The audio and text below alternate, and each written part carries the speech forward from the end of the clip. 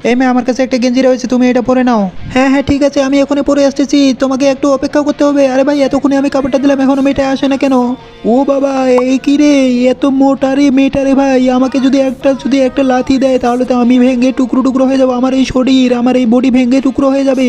আজকে এমন খেলা খেলবো, এইভাবে মারবো, মারার পরে তোমাকে এইভাবে ছিটকে ফেলে দেবো। মেয়েটার হাত থেকে প্রচুর পরিমাণে বাতাস বের হচ্ছে। মেয়েটার শক্তি দেখে সবাই অবাক হয়ে যায়। তারপর মেয়েটা বলে, চলো আজকে খেলতেই হবে, আমি অনেকদিন ধরে খেলি নাই, চলো চলো।